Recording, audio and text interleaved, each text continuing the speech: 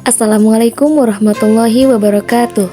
Sebelum kita memasuki pembahasan, izinkanlah kami memperkenalkan diri terlebih dahulu. Yang pertama dengan saya sendiri, Kansa Hawa dengan NIM 2214124. Selanjutnya dengan Talita Azhari dengan NIM 2214130. Selanjutnya Parihatul Laili dengan NIM 2214003. Baiklah, kami dari kelompok 5 dengan mata kuliah filsafat umum akan menjelaskan materi dengan judul Sejarah Filsafat di Dunia Islam. Di sini saya akan menjelaskan apa itu filsafat. Filsafat itu dalam bahasa Arab diterjemahkan sebagai hikmah dan hakim. Hakam al-Islam memiliki arti yaitu filsafat Islam. Hikmahnya yaitu hal yang paling tinggi yang dapat dituju oleh seseorang dengan alat, yakni akal dan juga metode berpikirnya. Filsafat juga bukan berarti hikmah, melainkan cinta kepada hikmahnya tersebut dan berusaha mendapatkan hal tersebut, berpusat pikiran kepadanya dan terciptanya sikap yang positif. Masuknya pemikiran filsafat ke dunia Islam. Yang pertama itu ada perkembangan pemikiran Yunani.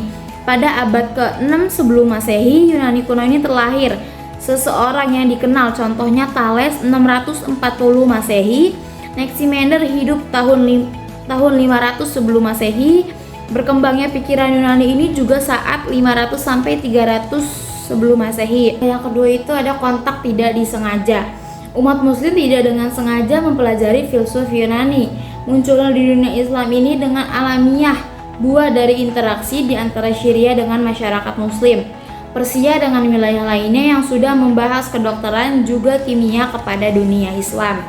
Awal mula dipelajarinya yakni kedokteran terjadinya saat Khalifah Marwan bin Hakam saat Dr. Maserquet terjemahkan kitab Pastur Ahran bin Ayyun. Oke, untuk yang selanjutnya itu yang ketiga ada gerakan penerjemahan dari Yunani Suryani ke Arab.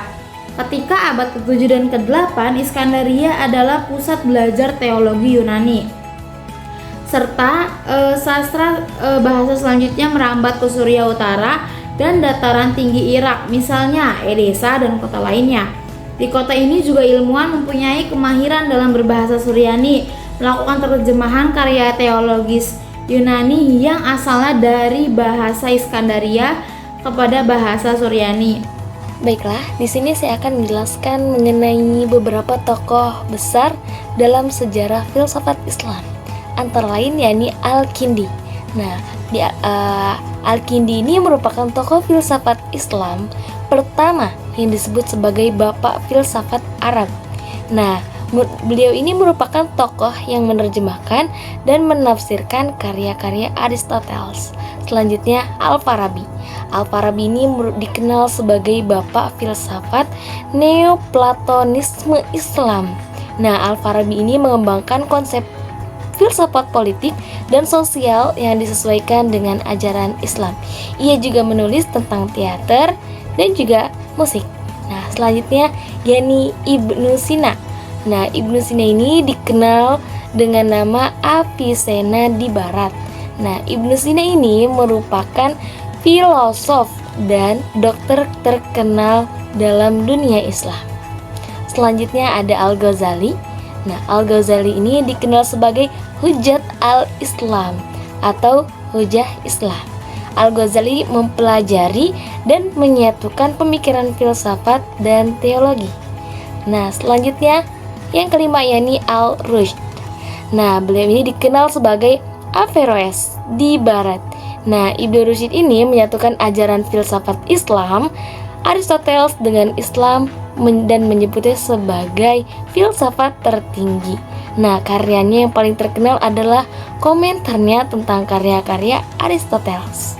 Selanjutnya yang keenam yakni Jalaluddin Rumi. Nah, beliau ini dikenal sebagai seorang sufi yang besar. Nah, Rumi juga merupakan seorang filosof dan penyair terkenal dalam dunia Islam. Nah, karyanya yang terkenal adalah Matnawi. Nah, yang berisi tentang ajaran sufi dan filsafat kepercayaan. Itulah tokoh-tokoh besar dalam sejarah filsafat Islam. Nah, untuk next slide ini kita akan membahas mengenai perkembangan filsafat di dunia Islam. Nah, perkembangan filsafat di dunia Islam ini terdapat 3 bagian, yaitu yang pertama periode klasik, yang kedua periode pertengahan, dan yang ketiga yaitu periode modern. Nah, selanjutnya ini pemikiran filsafat di dunia klasik. Nah, untuk pemikiran filsafat dunia klasik ini terjadi pada tahun 535 Hijriah sampai dengan 1138 Masehi. Nah, periode klasik ini filsafat Islam dimulai dengan munculnya pemikiran-pemikiran filsafat dari para pemikir seperti Al-Kindi, Al-Farabi, dan Ibnu Sina. Nah, mereka dipengaruhi oleh filsafat kuno, terutama Aristoteles dan Plato. Nah, serta merumuskan ajaran-ajaran filsafat baru yang lebih sesuai dengan ajaran agama Islam. Nah, filsafat dunia Islam klasik juga dikenal karena karya-karyanya yang berpengaruh dalam bidang ilmu pengetahuan, khususnya matematika dan astronomi. Sekian yang bisa saya sampaikan, kurang dan lebihnya mohon dimaafkan. Saya kembalikan kepada moderator. Baik, selanjutnya saya di sini akan menjelaskan mengenai pemikiran filsafat di dunia Islam pertengahan. Filsafat dalam dunia Islam pertengahan adalah perpaduan antara tradisi filsafat Yunani dan agama Islam. Filsafat dalam dunia Islam pertengahan juga disebut sebagai filsafat Islam atau filsafat Arab. Periode pertengahan filsafat dimulai pada abad ke-14 hingga abad ke-19 dengan pusat perkembangannya berada di Baghdad, Cordoba, dan Isfahan. Salah satu ciri utama dari filsafat dunia Islam pertengahan yaitu upaya untuk memadukan ajaran-ajaran filsafat Yunani dengan ajaran filsafat Islam.